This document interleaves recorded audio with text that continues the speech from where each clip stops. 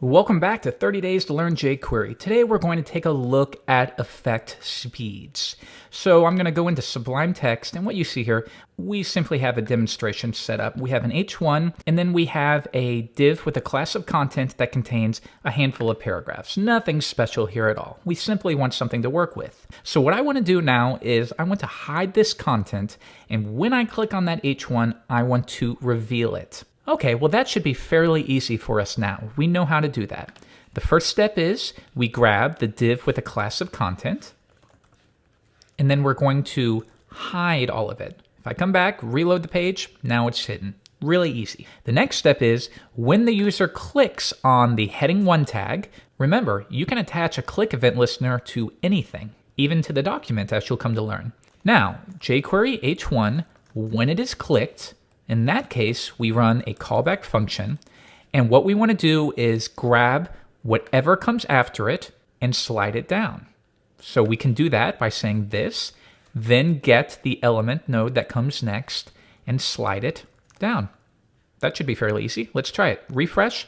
I'm going to click on the H1, and sure enough, that content slides down. But have you ever thought about how do we set the speeds? How do we know how quickly that's going to slide down? Well, we can specify 2000, and that would be 2 seconds, and then we reload, click on it, and now over the course of 2 seconds, that information is going to slide down. But jQuery also offers some helper values. For instance, if I change this to slow, and we try it one more time, this time that's going to be revealed over the course of 600 milliseconds. And if we change that to fast, that's going to be up to 200 milliseconds. One more time, reveal. And now that took effect in 1/5 of a second. Now, if you want to know where this is taking place, we're going to return to the jQuery source. And in this case, I simply searched for slow because I knew that there was a slow value and it took me right to it. So here's where we are specifying what speeds are available. And if we scroll up, we can see that it's available via jQuery.fx for effects. So we can access this object by doing jQuery.fx.speeds. Let's try that out. Right here, console.log jQuery.fx.speeds. Open up Chrome Developer Tools, refresh, and sure enough, we have an object that contains those values. Now what you see here is they offer a default value. And this means if it does not understand what you passed, if it's not a keyword or if it's not an actual time span in milliseconds, then it defaults to default, as you can see right here. So if we try that again, click on it, that comes down at the default value, which is equal to 400 milliseconds. And what this means is you can pass anything here, and if jQuery doesn't understand it, it's going to default to that value of 400 milliseconds. So we could put your mom goes to college. And if we try it one more time, refresh, the exact same thing is happening because it didn't find it, so it just defaults to whatever is set there. Now, as you would expect, you can override this if you need to.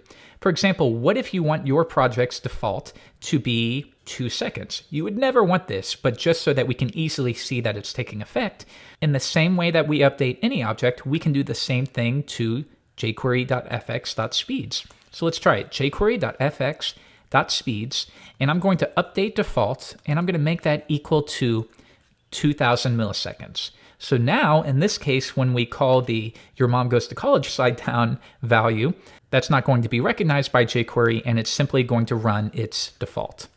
So let's try it, come back, reload the page, I click on reveal, and as we'd expect, over 2 seconds that's going to display. Or why this is better is you don't have to pass a value at all. Whenever you use your fades or your slides, you can set a default at the beginning of your project, and that will always take place so that you don't always have to hard code it in. All right, let's try and make sure that works. Refresh. There we go, and that's doing the trick as well. Or alternatively, let's say that you want to add your own values. We're going to forget doing a default, but instead we are going to add our own custom one. And this one would be called tortoise. And we're going to set that to something really, really slow. Maybe you want this to take place over 5 seconds. I don't know why you ever would, but if you needed to do it, you could save that to jQuery.fx.speeds, and then whenever you want to reference that in your projects, you simply refer to tortoise. Let's try it. One more time, reveal, and now over the course of 5 seconds, that content is displayed.